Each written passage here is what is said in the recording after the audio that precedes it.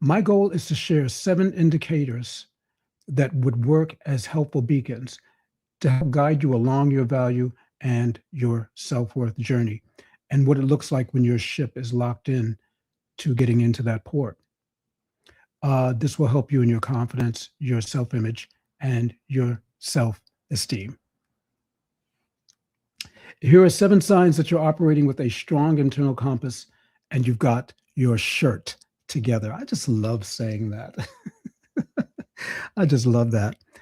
Um, Number one, you've got your shirt together when you embrace all your parts, when you accept yourself, flaws and all. The survival traits you developed, even the messy ones, are part of your story. So accept it. Instead of fighting them, you'll see them as opportunities to grow. It's about integrating the whole package, not just the polished parts. As I look back at some of my really, really rough times in my life, I was not always polished. I can assure you that. It took a lot of work. Take a lot.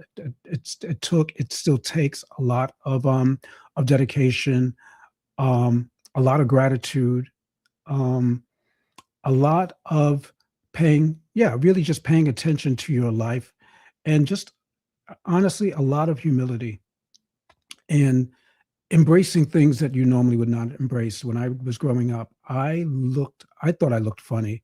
I had big ears. I was really light skinned, even more light skinned than I am now.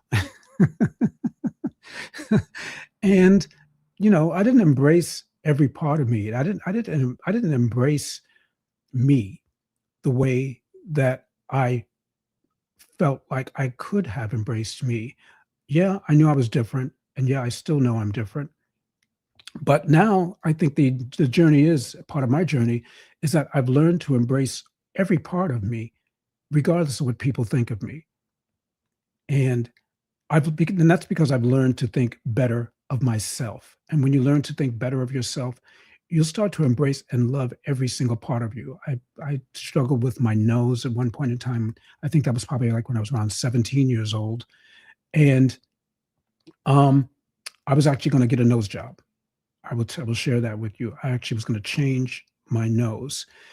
And I'm so glad that I didn't do that, that I didn't um, go down that road, because who knows exactly what would have happened had that happened. And I've just learned just to embrace not only just those outer parts of me, but also the inside of me, which I know is very, very reflective and very built out of love and courage. And if you can do that, once you start embracing all your parts, and that's a you responsibility, you have to take responsibility. See, the reason I'm particularly excited about this and sharing this with younger males, and I want you all to really kind of like take some time out to think about younger males, even middle-aged males, and possibly even some seasoned males, and possibly even some seasoned males out there, and share this, because um, this is some valuable stuff, because it's going to help someone. I know it's just going to help someone, but I've got to ask you to share it. And if that's okay, now we can continue on. So I'm just asking you guys to please share this. Please take note of the younger men that are in your life, particularly who just don't understand self-worth and just don't know their value, and need to unpack that, because it's really important. As I said, it was my part, a really big part of my story. I know that it's a part of someone else's story out there, and I know we're just beginning. But yeah, number one, you embrace all your parts. You take responsibility for that, okay? Because nobody else is going to take responsibility for embracing your parts and your stuff. This is going to help you get your shirt together. Number two, you own your life. No excuses. You take full responsibility for where you are and the roadblocks you hit. There's no playing the victim or blaming others. You believe that you can influence your own path and outcomes. Do you believe that? You believe that, though. Saying you take full responsibility isn't enough, though. It takes action to actually own your life. And I say that because when we're younger, as younger males, and even those, again, middle-aged, those on their value journey. Uh, when you say that you take full responsibility, sometimes you're saying that in that moment that you have not taken full responsibility, that things have actually come crashing down in your life and you have nothing else to say but I take full responsibility. Don't just say you take full responsibility for what's going on in your life and you owning your life, because you can't sit around and blame others. You can't sit around and blame your mother. You can't sit around and blame your daddy. You can't sit around and blame the fact that you don't have a job and the employer and the weather and just anybody else who you might blame for you not owning your life. Get your shirt together. Own your life and make sure you're taking responsibility for it. Don't just say it. Number three, you're being real and you set hard lines. Okay. This is a sign that you really got your shirt together, that you're being real and you set hard lines. Nobody said it was going to be easy. Nobody said that as you go on, that you would go on in this, that you went on in this journey, that finding yourself, locking into your own authenticity was going to be easy, because it's really, really not. And if somebody says that it is, perhaps it was easy for them. But I'm going to tell you this: when you're being real and you set hard lines, authenticity is key. You say what you mean what you say, and you express your true feelings. Crucially, you value yourself enough to set firm boundaries and don't tolerate being mistreated. So what does this mean on another level? On the level that when you say what you mean and you mean what you say and express your true feelings, that doesn't mean you have to do it in a way that's going to get that is going to be that is going to denigrate another person, uh, that you feel like you have to let them have it, uh, to let them know that you mean what you say.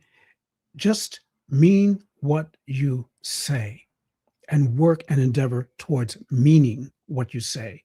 Work and endeavor towards saying what you mean in a way that can be expressive, but not necessarily in a way that's going to be condescending, not in a way that's going to cost you possibly a valuable relationship with someone. Um, just do it in a way that has some kind of dignity, that has some courtesy, that has a little bit of class to it, perhaps. And I would say that's probably a better way of handling it.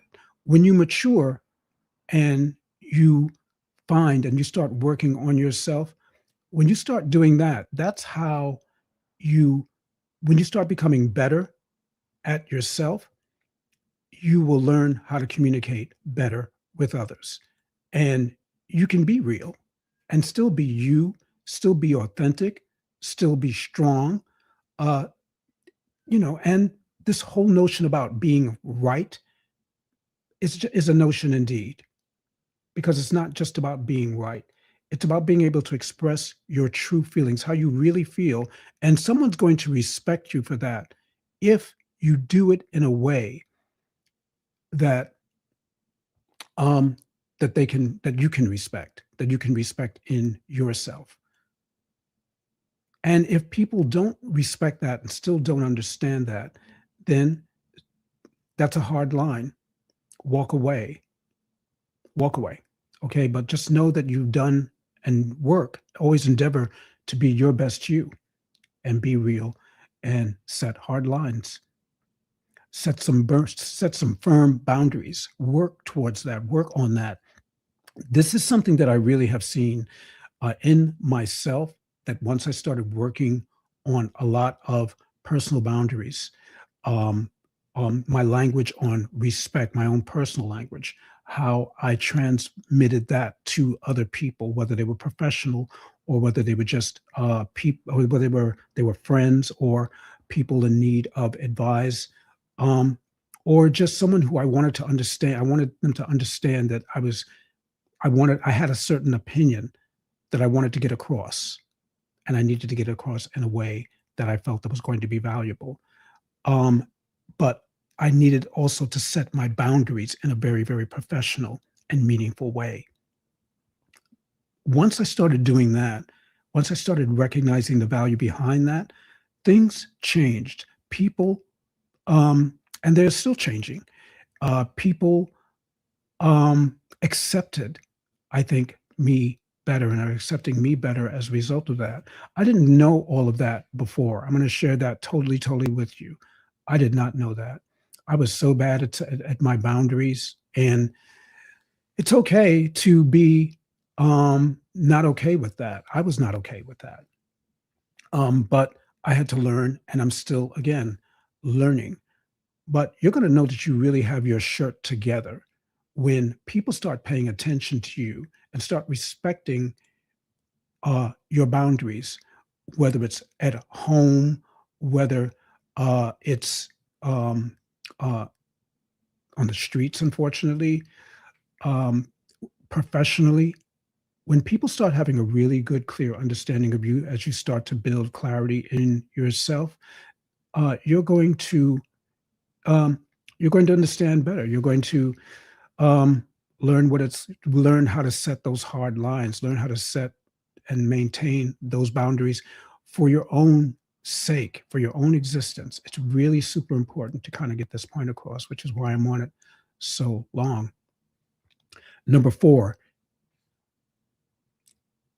you got your shirt together when you value your needs. You recognize you are worthy of care. This means you're looking after your physical, your mental being, you're eating well or eating better, you're getting enough rest or endeavoring to do that, you're hitting the gym or you're working out at home, you're doing something. You're being productive or enjoying a hobby, but you're doing something that shows that you value your needs. Understand that taking care of yourself isn't selfish, okay? It's a sign of self-respect. This is something, again, also that I had to kind of come to terms with because as a younger male going through all of the different changes and challenges of of wanting to earn more money, having a better career, seeking a relationship, looking to be just something, something more than the ordinary.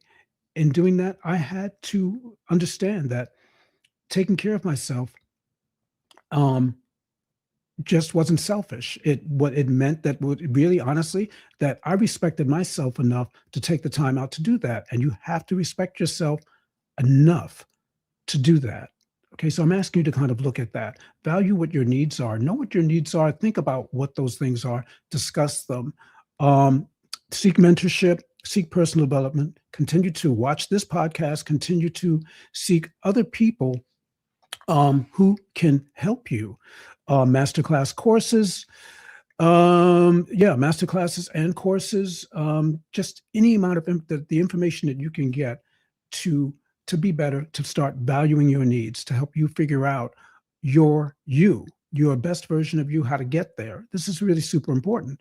So I'm glad that you're getting value out there. I can see it, and I see there are a couple of comments out there, a lot of comments. I'm going to definitely get on it and jump on it as we are continue to be right here in the heat of this here moment. Thank you, y'all. Um, Number five, okay, another way that you can tell you've got your shirt together is that you favor growth over approval. You focus on learning new skills. You develop as a man. You want to focus on developing as a man and moving forward, not on worrying if others like you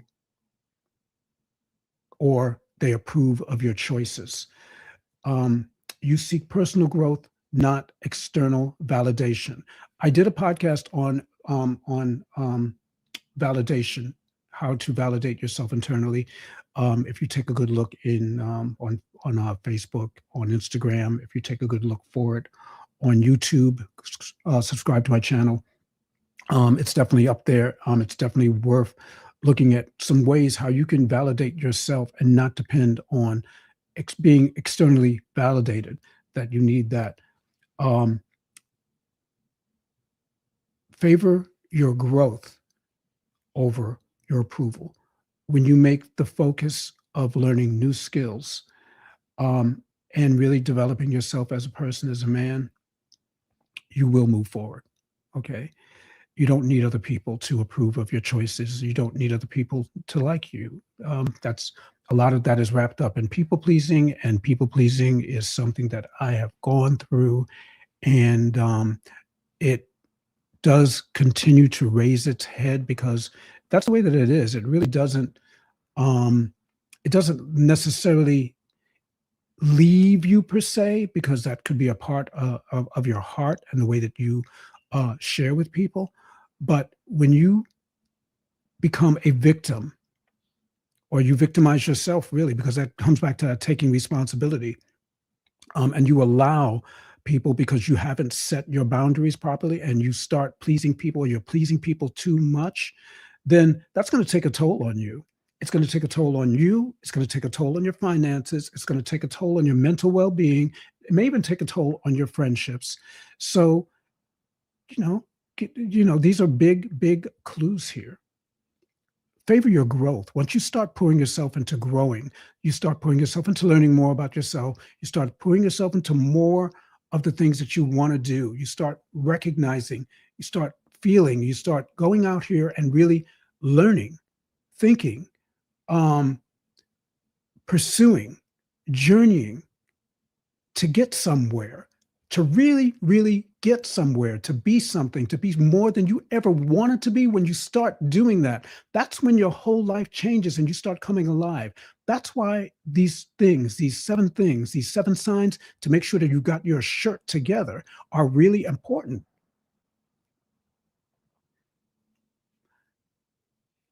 Number six, be a force multiplier. When you have become a force multiplier and not a competitor, genuine self worth means another man's success doesn't threaten you. You're not threatened by somebody else's success. You're not jealous. You're not wishing that you had what they had. You don't wish that you could speak like them. You don't wish that you could give and deliver the message the way they do. You're not comparing yourself. When another man succeeds, that knows more, that um not better than, but is just a different man than you. You're not threatened by that, because you're secure in yourself. You're secure in how you have become a force multiplier and not a competitor. You don't look at things the same way. You've matured, you've grown. Instead, you're secure enough to appreciate, support, and build others up. You're going to big up your bro. You're not going to sit there and you're going to talk about him, and you're going to use that as an excuse why you're not successful. You're not going to do that. You got to be better than that. Okay. You have to grow to be smarter than that. You have to grow in a way that's going to bring attention to you, that you're going to attract the right things and the right ideals by becoming a force multiplier, looking at yourself as more the value of being a valuable um, soldier in an army of valuable soldiers. A high tide raises all ships. So when you up your value, when you up your bro and you start upping yourself, okay, in a way that's respectable, and they will respect you because they will lift you up as well. When you start doing that as a man, you're going to be that high tide that raises someone else's ship. And it may be a little dinghy that's kind of floating out there in the river, in the water somewhere, that doesn't know which way it needs to go. And that's where you come in. Number seven, and we're about to bring this thing in, and because I'm going to go to some of these comments, because I see y'all out here. I really, really see you. And yeah, I see you. I'm excited about this.